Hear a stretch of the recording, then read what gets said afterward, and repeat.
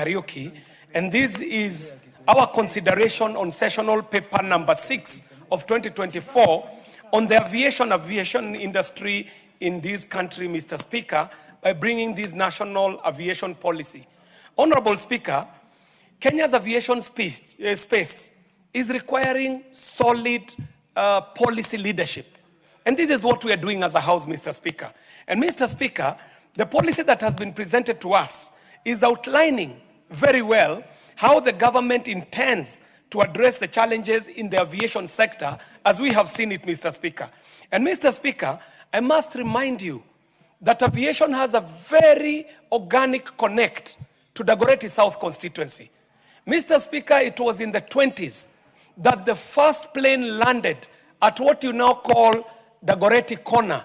This was Karandine, in what you call the Dagoretti Corner Junction, where the first civil plane landed, which was being aviated by a pilot called Captain T.A. Gladstone.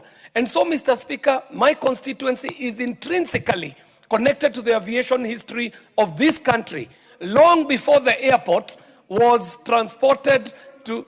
I know he has something to say about Taita Taveta, but that was a military plane, Mr. Speaker. Do you want to be informed? I can be informed by honorable member. Yeah, please proceed. Please preserve my time, Mr. Speaker.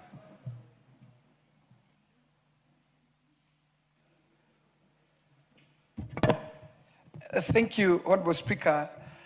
My good friend who were with him in the university, KJ, I wanted to inform him that the first plane to land in East Africa landed in a place called Makitau in Mwatate constituency, Taita Taveta County.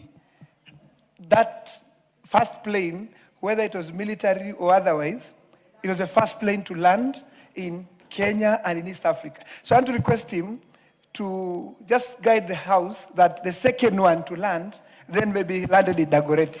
But the first one landed in Taita Taveta. And the Honorable Speaker, before I finish giving you information, Honorable Speaker, the place where the first plane landed today is recognized by the Commonwealth Commission of London.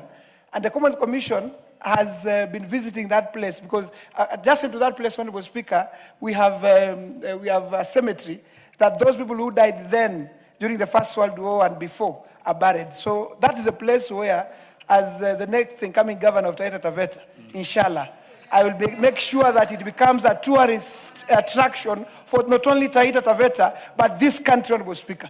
And Honorable Speaker, the Commonwealth Commission is ready to partner with this country and make that place known in the entire world. So I want to invite the chair of ICT to visit Makitau so that then we can make it a place that it can add value to this country. Thank you, Chair. Yeah, so the Great Corner, or isn't that what they call Dagoretti?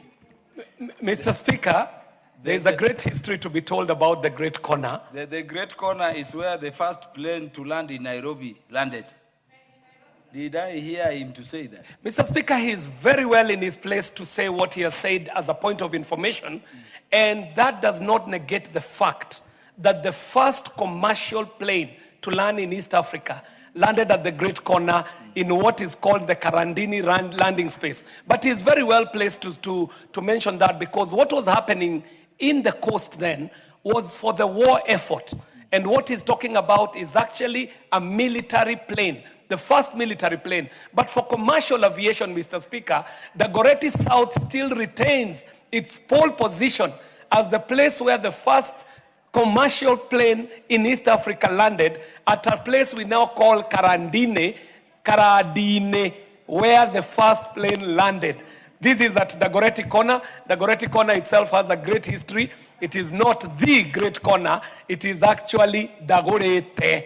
Dagoretti, as we were burning the farms when we were chasing out the colonizer who had taken our farms without buying. And we were saying, Dagoretti, Dagoretti, meaning that he has not purchased. But Mr. Speaker, I want to take this opportunity to congratulate the Honorable GK and his committee for bringing this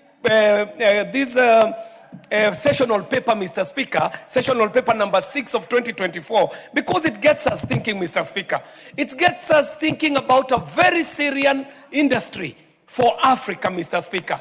That when we sort out the issues in aviation, we have spoken to the issue of technical development, we have spoken to enterprise, we have spoken to international business. And so, Mr. Speaker, I want to associate myself with this sessional paper to be one of those people who stand on this floor and support the effort by the Transport Committee, saying that, Mr. Speaker, what we are doing this afternoon means a lot for this country as this country gears towards taking stock of our achievements on Vision 2030, Mr. Speaker. The aviation industry in this country is already offering spaces for training, Mr. Speaker. It is giving connectivity. In manufacturing, Mr. Speaker, we are depending on our planes to fly our produce. This is where jobs are to be gotten. And even I, as the chairperson of the Communication, Information and Innovation Committee, would like to say that there is a great place for aviation in innovation, Mr. Speaker. And in the interest of time, Mr. Speaker, I'll end it by saying that the Honorable Chair for Transport Committee ought to seek out the noises that we are hearing from Kenya Airways. Find out what people like Captain Mwenda, he himself, a captain of the airplane, he has to say about the industry of aviation, Mr. Speaker, so that this House can get to the bottom of the issues, so that Kenya rises up to be a leader in aviation, not only in the region, not only in the continent, but actually in the world, and we have the potential to do that. Mr. Speaker, in the interest of time, I do thank you, and I support the Honorable GK and his committee for this amazing sessional paper, whose results we shall be seeing decades from today. I congratulate you, Honorable GK, and the people of Kirinyaga should see that they elected a person who came to do work for this country in this House. I thank you, Mr. Speaker. The Honorable Amina